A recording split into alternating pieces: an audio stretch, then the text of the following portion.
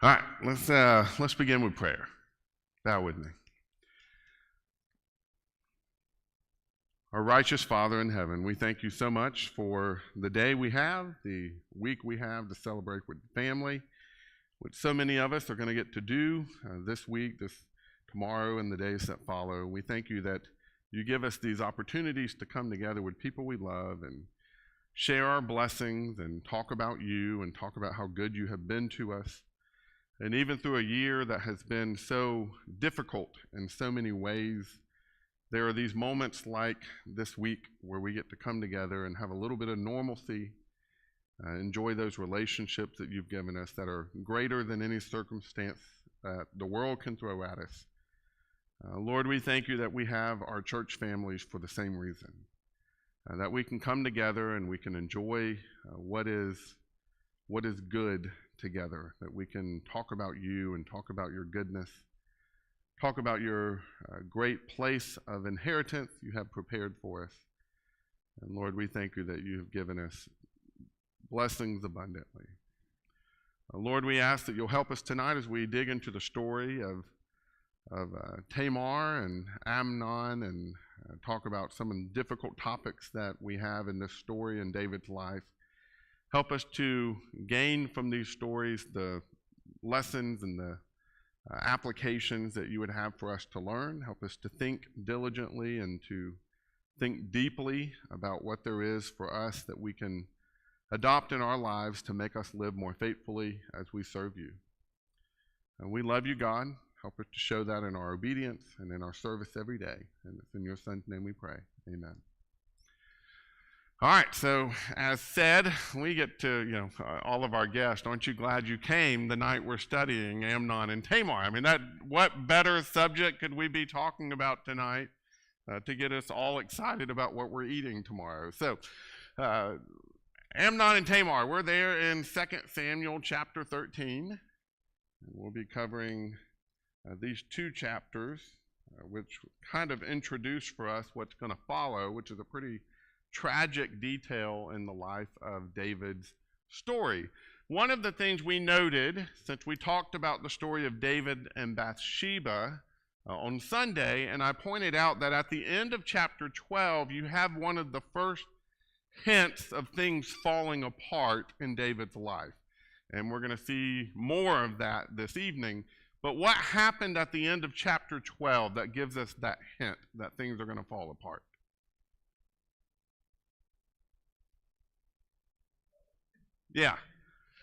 Yeah, I mean, Joab's out there fighting a battle, and David is not out there fighting a battle. And what does Joab tell him?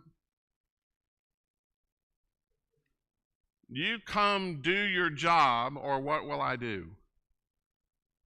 I'll capture this city and name it for myself. Okay, you don't see that kind of disrespect up till this point in David's life. Up until this point in David's life, it's always been David being the hero. David is the great general. David is the king. He's the one that deserves all the honor other than God himself. But the problem with David and Bathsheba happened. He sends Uriah to the front line. Joab is able to discern what's going on there and kind of see through the thinly veiled letter that David sends to him to put Uriah on the front line. Joab's a smart guy, and he figures all of this out. And so from this point on, there's a definite failure to recognize between Joab and David the role that David plays. And Joab seems to lose respect for David. And you see that in the way that he talks to David and talks about David. And Joab's not the only one. Okay? Now we've come to this story here in chapter 13 of Amnon and Tamar. Now, first thing you notice as you go into this chapter is, what do we learn about David's family?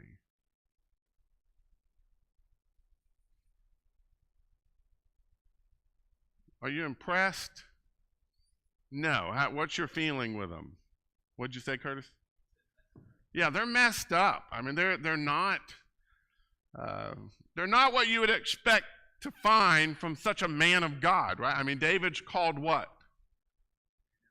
man after God's own heart. You would expect to see that his children would be children after God's own heart. But are they? No. Are any of his children good? You can make an argument about Tamar, which we'll see in this evening's study, and later on about Solomon, kind of. We'll get to that later on. But not, at least the ones that we have more detail about. No. Dallas? Preacher, thank you for that, Dallas. I appreciate that. Yeah. Well, and I was going to say, it's interesting that this is a trend among those who are the leaders of the people and the leaders that are supposedly loyal to God. Eli, what service did he play to God? Judge and priest. Okay. What about his children? Horrible. What about Samuel? What role did he play? Judge and possibly priest. We talked about that before. How are his children? Horrible. Now you come to Saul. What about his kids? He actually had some good ones. So as bad as Saul was, his children actually redeemed him some. But then you get to David, and what do we find? He's faithful-ish, at this point in the story. I mean, he's making some mistakes, but overall he's a good, great king, but his children, not so good. And that does bring us to the concept that Dallas said of preacher's kids. Isn't that the stereotype we have? Hopefully y'all don't have it of my kids. If you do, talk to me privately afterwards. But that is, that isn't that again a stereotype we have, that we've got these men of God or this couple that, they have people over in their home all the time and they do things and he gets up and preaches every Sunday and then their children are awful. Why is this? No, seriously, help me. No, I'm kidding.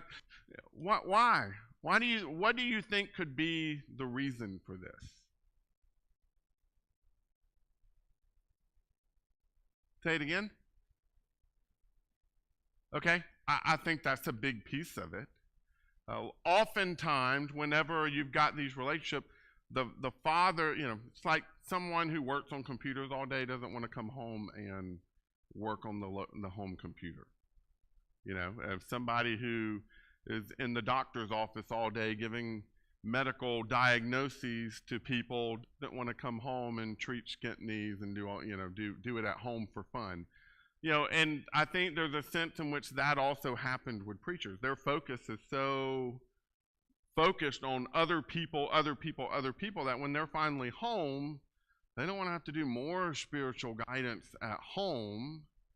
So maybe there's a sense there, or maybe it's just the busyness of that job where they're too busy to do the kind of work they need to do at home. Dallas? Faith is also not hereditary. We tend to have a higher expectation of children of spiritual leaders, whether we're speaking of biblical spiritual leaders or our modern day spiritual leaders. And sometimes it's not hereditary. It's interesting to me, there's this is one of, to me, the greatest differences between preachers and elders. Preachers do their job before their children have been proven. Elders get put into the place to do their job after their children have been proven. Isn't that interesting? And I think that's one of the reasons we get things upside down when we as a congregation or as Christians go to the preacher for advice instead of going to the elders for our advice, because the elders are the ones who have done it and done it well, and the preacher is still working on it more often than not. And so that's just something to think about as we dig into this. It is interesting, this trend through this section of Scripture, that the spiritual leaders are having non-spiritual children. King David is, we clearly recognize him as a man of God and a man who was connected to God. I mean, look through the Psalms. But how often, look here, we see this story with his children and things are bad. Now, he had a lot of children. It's very possible many of them were faithful. We just have these stories. Okay, there's a lot of children he had that we don't have their stories. So I'm not saying David had no faithful children or anything like that. That does, very, very much, there is a lot unsaid in his story. But when we get here to 2 Samuel 13, we do have the story of Amnon and his lust for his half-sister, Tamar. Okay, David had a lot of children by a lot of different wives. You see several lists already through 2 Samuel. I think there's one back in chapter 2. I think there's one in chapter 4. So he had these wives he had before he was on the throne, and then he had wives after he was on the throne in Hebron, before he was on the throne of all of Israel, and we have those lists. Absalom and Tamar are children by Maacah, who was the daughter of the king of Geshur. Now, according to what I can put together, Geshur, where we know it is, was eventually within the territory of Israel, but at this point probably was not, and definitely was not back in Joshua chapter 13, verse 13. They could not run those people out. And so it was over there on the east side of the Sea of Galilee, and that was just a section of the land that they did not yet have control over. And one of the other reasons that I think probably this is a foreign wife, is because Maacah is a reference to the gods of those people and a reference to one of the towns in that area. And so the woman he married, the daughter of this king, who is still recognized to be king, which again indicates that this is not people underneath the kingship of David. David has created a relationship with this foreigner, okay? He married his wife, and he has Absalom and Tamar by this wife, okay? You got Amnon, who is the son of Ahinoam. He's actually David's firstborn son, according to what we read there in, I think, chapter 2.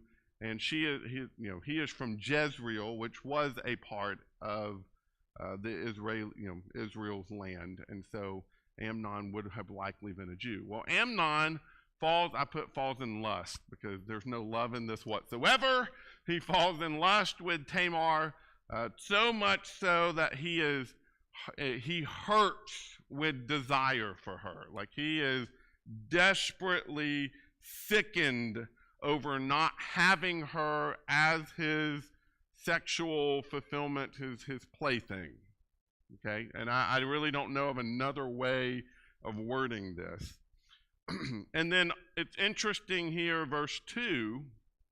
I didn't put this up on the board, but chapter 13, verse 2. Because she was a virgin, but it seemed impossible to do anything to her. Maybe I'm reading too much into this, but it seems to me that Amnon has been scheming for quite a while as to how he can get her for himself, even though he knows that relationship shouldn't happen. Okay? And interestingly, not that it can't happen, because brothers and sisters could marry each other back in these days. And what does Tamar say later? When he does advance on her, what does she plead with him to do? Go to the king and he will give me to you. So the issue is not that he can't marry her. The issue is what he's trying to do is figure out how he can rape her. But he can't get to her because apparently she's too well guarded, she is too protected, she is too much seen. The people are watching. For some reason, he can't get away with what he wants to get away with. And so he is sickened by this. He's sickened by what he can't have. Well, Jonadab, anybody, who's Jonadab? Okay, yeah, so cousin of Amnon and nephew of David, the son of David's brother. He is known for being a schemer, and so he helps Amnon come up with a scheme as to how he can go about creating an opportunity that he can take advantage of.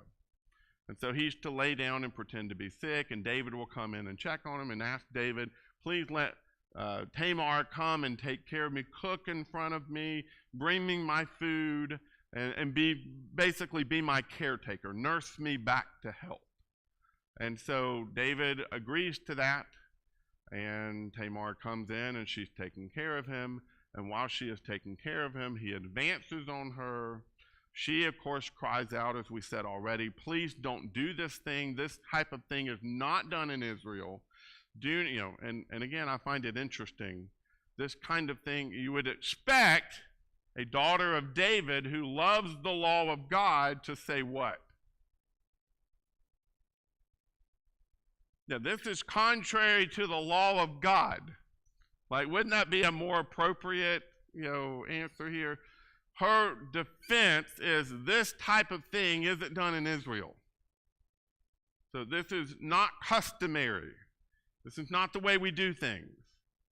Okay? And then, of course, as we said already, pleads with him to go to the king, and the king will give me to you. Okay? Of course, Amnon does not agree with that, and it very specifically says he was stronger than her, so he took her. Okay, which implies, we talked about David and Bathsheba, and was it rape or not? And there's kind of a lot of gray area in the way that you interpret that with David and Bathsheba. There's no gray area here. He raped her, he physically overcame her, and raped her. Okay? Everybody with me so far? All right. Interestingly, immediately after this, how does Amnon feel? He hates her. Okay? Which is why I say this had nothing to do with love. Could he have married her if he loved her? Seemingly so, with the permission of the king, seemingly that could have happened. But that doesn't happen. He rapes her, and as a result of that, he hates her and sends her out of his house immediately. Or at least it seems to imply that. She is barred out of his house, not allowed to come back in. And so she tears her garment, puts ashes on her head, and of course it becomes known of what happened, at least by the few. We don't know how widespread it becomes known, but it becomes known at least to other important person, which is Absalom. Okay, and what is Absalom's advice to her?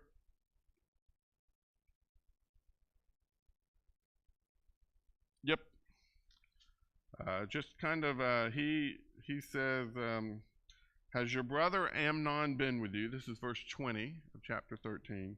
Has your brother Amnon been with you? Be quiet for now, my sister. He is your brother. Don't take this thing to heart.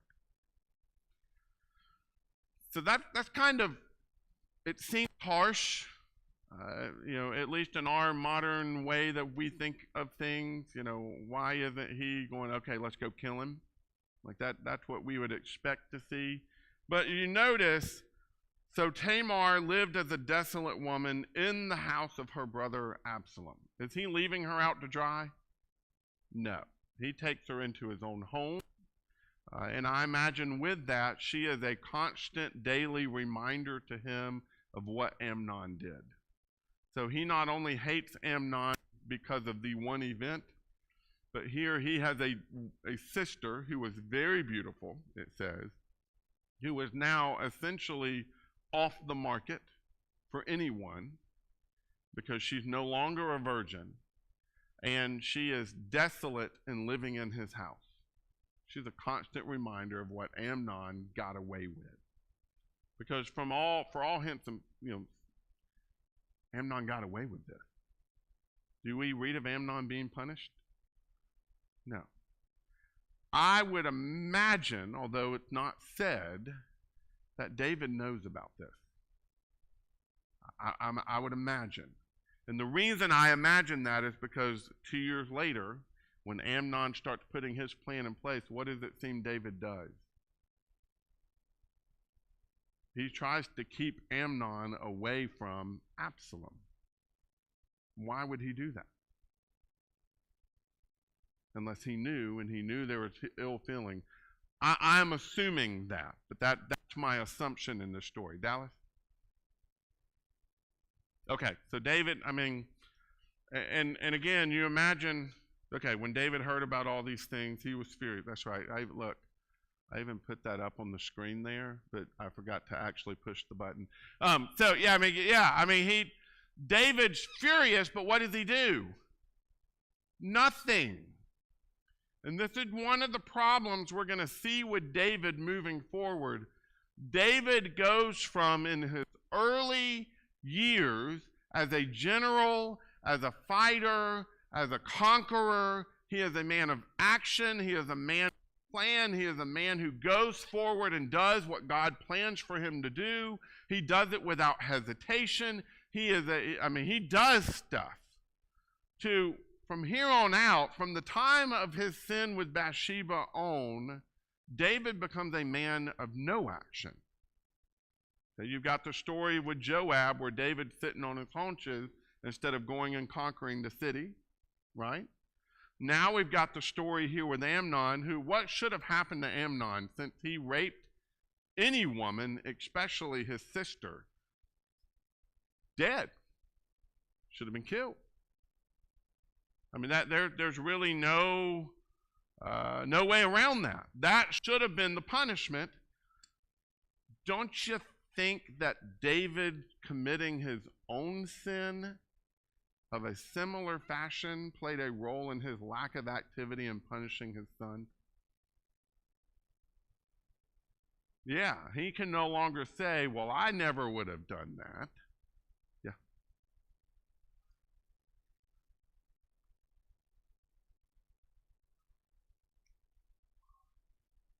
Very, very possibly.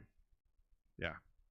It absolutely, there are so many connections here, and I think this is one of the reasons you see David respond the way he does, and you'll see that again in the way that the wise woman talks to him in chapter 14, which we'll get to that before we're done this evening. So David gets angry, but he does nothing.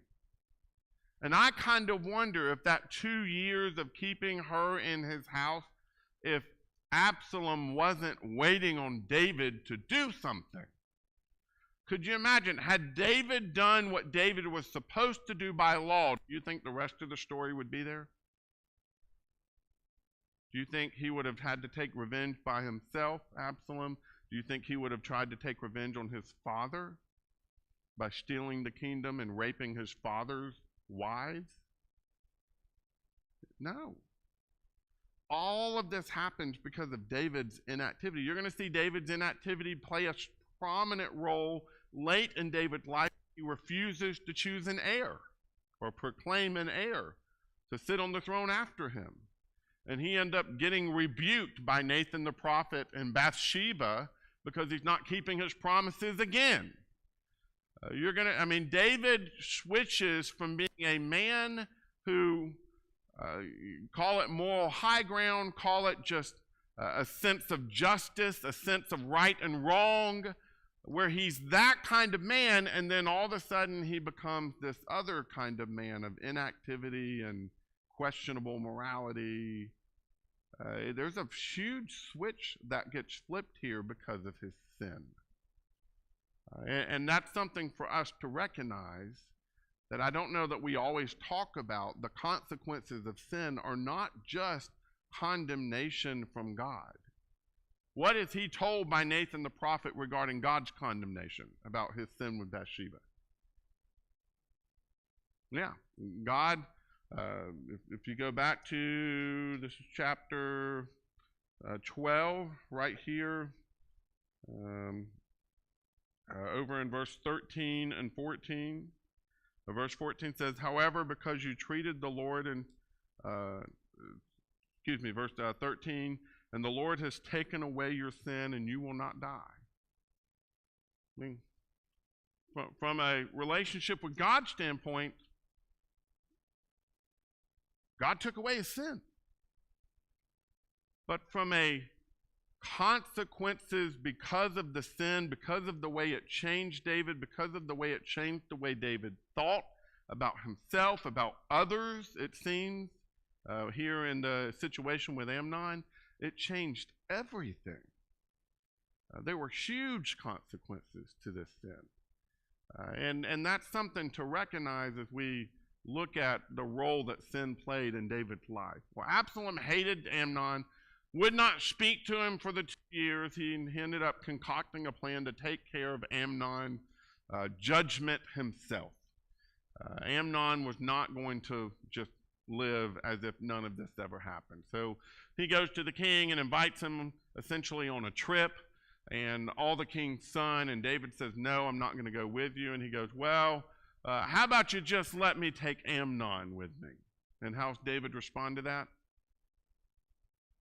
Very suspiciously, right? Like, why would you take Amnon? And I think rightly so. When he relents and lets him take Amnon, who does he also send? All of his sons.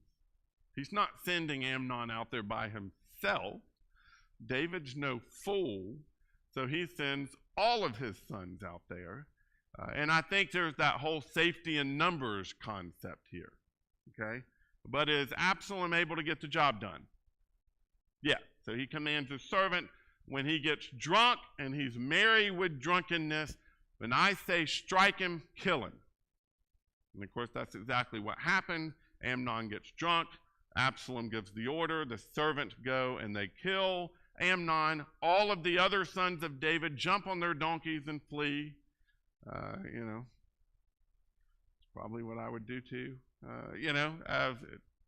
Maybe not the donkey thing, but that's probably what I would do too. And so when it gets back to it, a servant comes running into David and says, all your sons are dead. And David immediately believes it. Why? What has he known Absalom's wanted to do? I mean, David, again, is no fool. He knows Absalom wants revenge. He knows that this has been brewing in Absalom's mind this whole time. I would, again, just piecing the story together. And it's interesting to me that as that report gets to David, immediately Jonadab corrects the bad information, even though, do we have any record of Jonadab being out there with them? How does Jonadab know? Jonadab's been in on this the whole time. What does he tell David? Since the day Amnon raped Tamar, this has been the plan. Right? I mean, and Jonadab knows exactly what's going to happen. If I were king, I'd be killing Jonadab right about now, right? For not letting me know this was going to happen. But again, David doesn't. David do what? Yeah, I mean, you're conspiring against the king's sons with one of the king's sons. I mean, this is bad stuff. Right? This is not the way this is supposed to go. And so the sons end up all returning, obviously all except for Amnon, because Amnon is dead. And Jonadab is, hey, look, see, here they come. And so you've got that story. And then Absalom ends up fleeing to Geshur, which is his grandfather's house. You wonder why he went there. Well, that's his family, on his mom's side. And so he ends up staying up there with his grandfather for 3 years. David wanted Absalom to come home, and mourned every day that even Absalom was gone. And, of course, Absalom stays up there. Why do you think Absalom stays up there? What should happen to Absalom? He should get killed, right? David going to? No. Because David has become a man of inactivity. I mean, that's what we see here. I don't see in any way any of this is just David being an example of grace. There's not much of that. David seems to be, to me, a man that is just flailing around, unable to control anything at this point in his family. His family is just doing whatever his family wants to do. And David isn't stepping in and bringing punishment where punishment should be brought. He's not stopping bad things from happening. He has no control of getting Absalom home. Even though what's Joab want to happen? Bring him home and punish the boy, right? I mean, let's stop this in its tracks. Let's make, this should all be taken care of. And David, of course, isn't doing that. So Joab, 3 years later, hires a woman to come and deliver a message to David. And this whole story format that you have go on here in chapter 14 is interesting to me. She tells her story in sort of a three-phase plan. Joab hires her. She's known as being a wise woman from Tekoa. She comes to David, and Joab has given her her message. I don't know if it says he put her words in her mouth. I don't know if that means he told her, tell this story, or if that just meant, hey, here's what we need to happen. How do we make that happen? Like more, using her wisdom in order to try to make that happen. I don't know. But she comes and she tells this story that she's a widow. She kind of acts like a destitute woman. She was supposed to not have anointed her hair, which means not having used dry shampoo. That's the big thing these days, right, for ladies.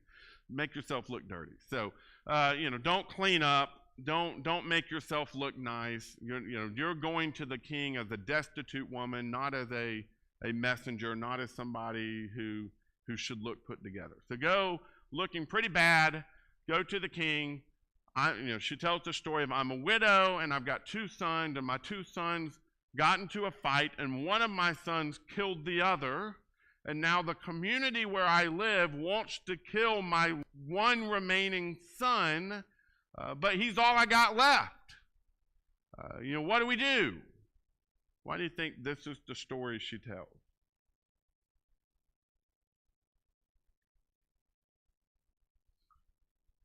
Say it again.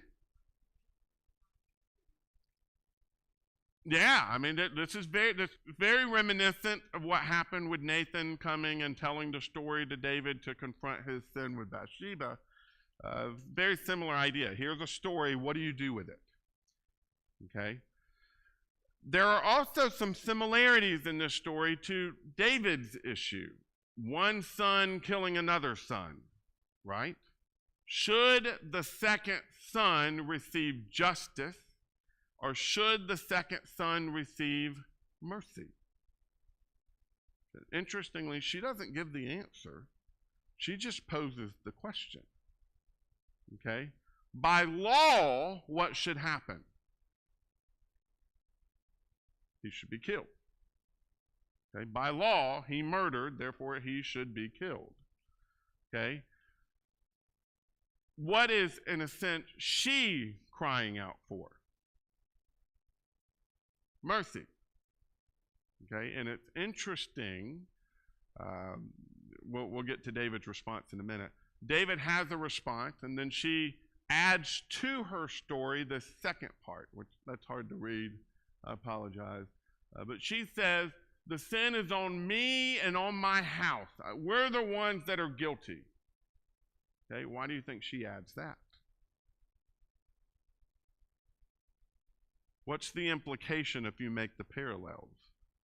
The sin is really on David. Okay, that's the implication here. If David's making the parallels. Okay, which again, I don't imagine he's not making the parallels, because I think his sin with Bathsheba influenced the way that he treated the sin of Amnon, and all of the. I think there's all these connections going on in this story. The third part she comes up with is she says something has to be done so that the sin won't continue. Well, what is David guilty of at this point? Not doing anything and letting the sin continue. Okay, so you've got all these different parallels in this story that are very confrontational with David, whether David realizes it here or not. And I don't know if he does, because his responses are so odd. Okay, he responds to her story with, I'll give order concerning you. I'll come up with an answer. I'll get back to you. Verse 8, go home, I will issue a command on your behalf. He doesn't say what it's going to be. This could be another example of his inactivity of, we'll get to it eventually. Okay?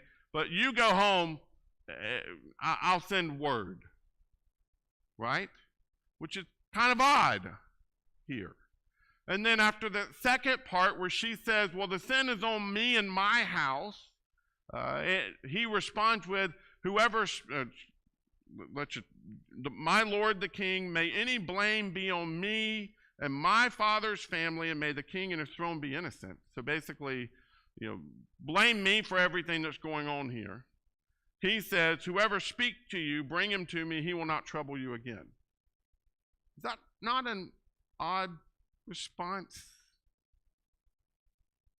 I mean, I find that to be an odd response. Okay?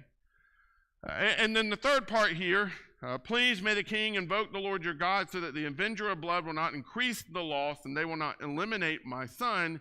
And he says, as the Lord lives, not a hair on your son will fall to the ground. That's essentially the answer he gives. That we're not going to let anything happen to your son even though he's guilty of murder. Okay, do you see the parallels here? And of course, then the woman does what? Drops the hammer, right? She does the whole thou art the man moment here with David, like Nathan did with David a few chapters ago. She lowers the hammer and blame towards David and basically says, so let me speak freely. And he says, speak. And she says, here's the real issue. Okay? The real issue here, why have you devised something similar against the people of God? This is verse 13. When the king spoke as he did about this matter, he has pronounced his own guilt. I think what's going on here, and again, there's several different takes on how you should understand this conversation and all of that. Here's my take on this. I think what's going on here is that she is saying, you so obviously gave the wrong answer here. You are so obviously giving the wrong answer in your own life. Okay? There was no justice done in the way David just handled this story about her son. None. Not even a pretense of justice. It was all about just making that woman feel better. Well, is that what a king does? Is a king's job to make someone feel better? What is a king's job? Yeah, and specifically in Israel, to protect and proclaim the law. That's the king's job. Is that what David's doing here? Not at all. And I think that's what she's doing here. She is bringing it around in a parallel story way, the same way Nathan did, but basically more or less proclaiming a lack of confidence in him as king. If you can't even proclaim the right thing in this story, look how you are failing and sinning against the people. Meredith and then Dallas.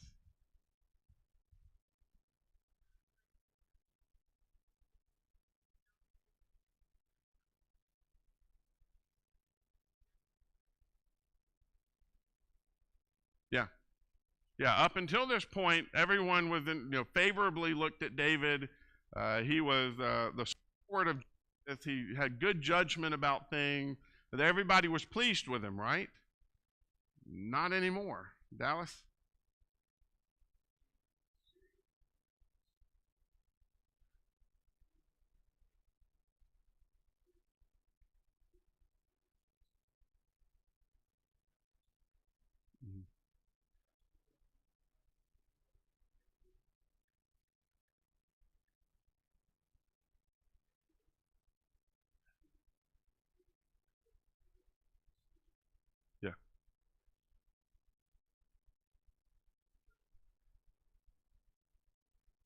Yeah. Yeah.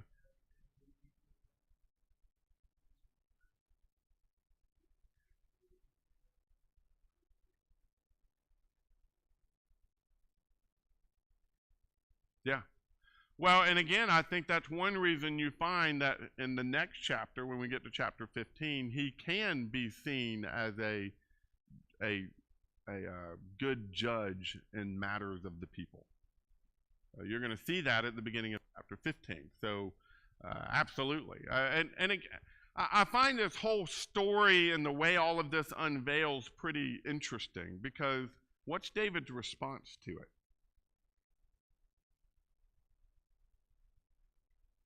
Yeah.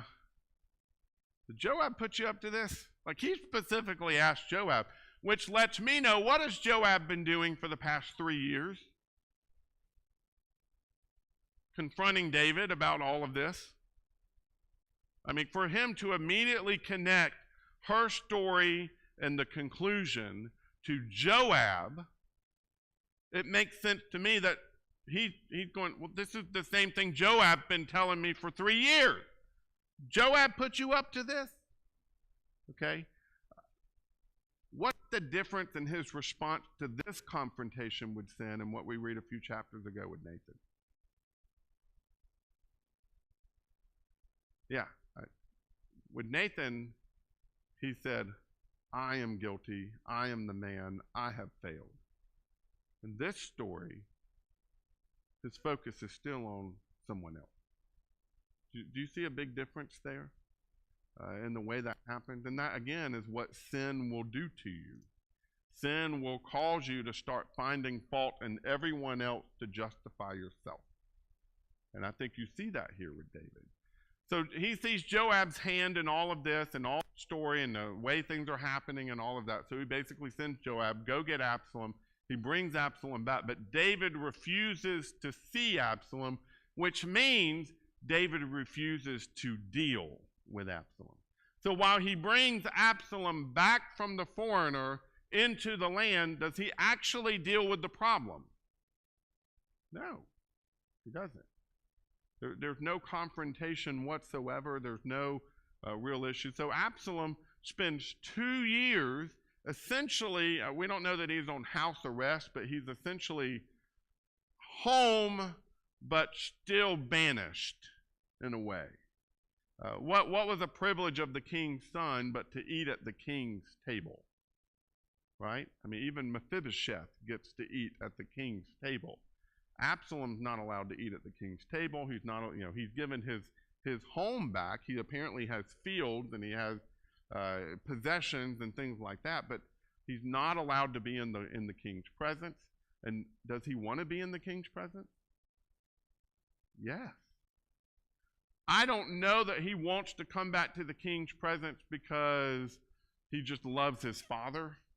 I have a hard time believing that. But like Dallas said, does Absalom feel like he's done anything wrong? No.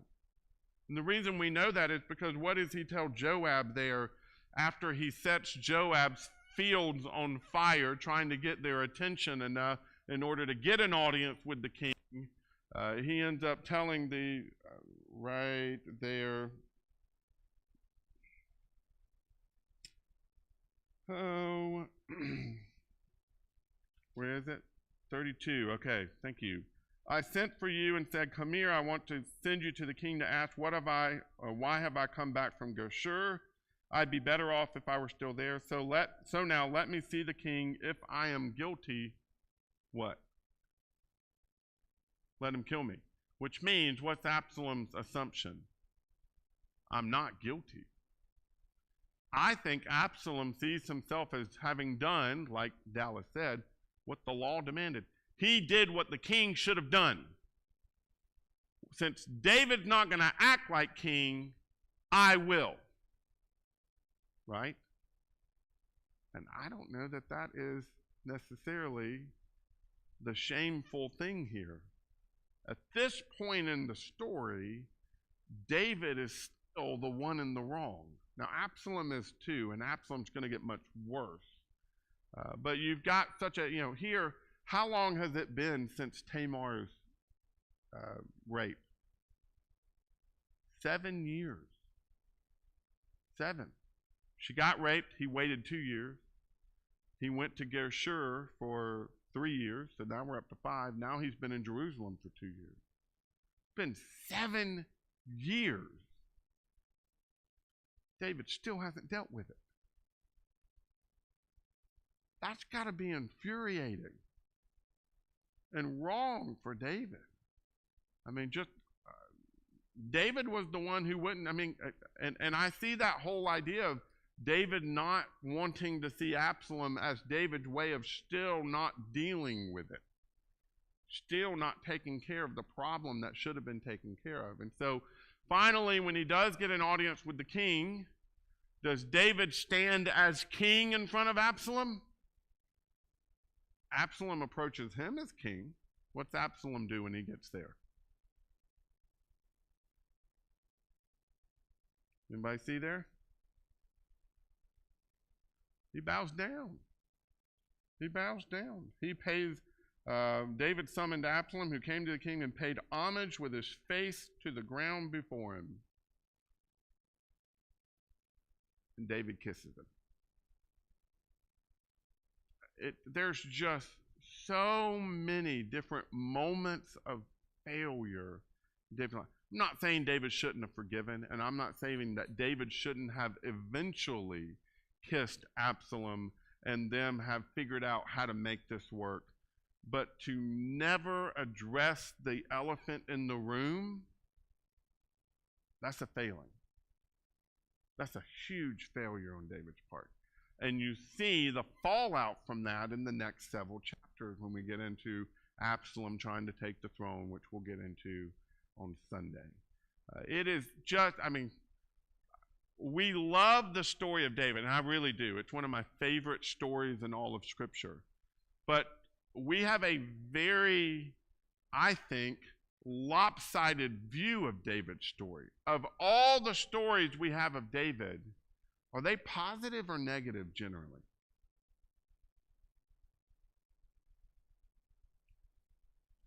The bulk of what we know about David's story is negative. There's some really awesome positives. I'm not discounting that. The whole Goliath thing and him being a great general and the mighty men and him on the run and being faithful through all those years of being on the run. Good stuff. Absolutely good stuff. But for this reign that he had as king, he had some good years at the very beginning, but most of the reign he has as a king, most of the stories we have are not stories of success. They're stories of weakness.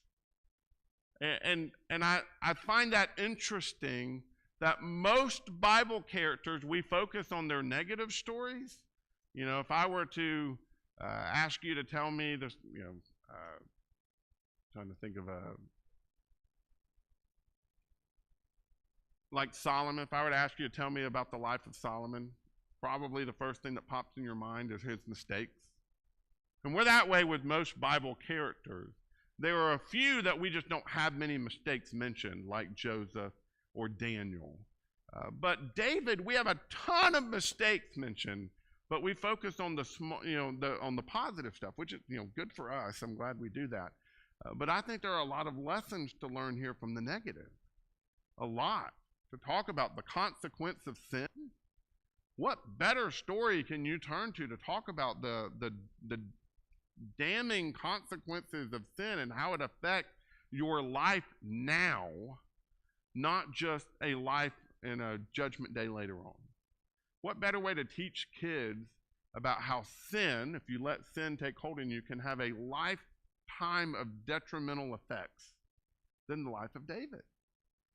Because he really, really struggled from Bathsheba on. And so we'll talk about more of that, unfortunately, come Sunday in the next several classes. But again, I don't want to beat David into the ground. David was an incredible man. He was a man who knew how to come back from a bad moment and turn back to God. And that is the number one thing we need to do. But he's also a man who really struggled with the consequences of sin in life. And so while he was still right with God, he was not right with his family. He was not right with some of the other people in his life. So anyway, we'll stop there. Read chapter 15 through most of chapter 17 for Sunday.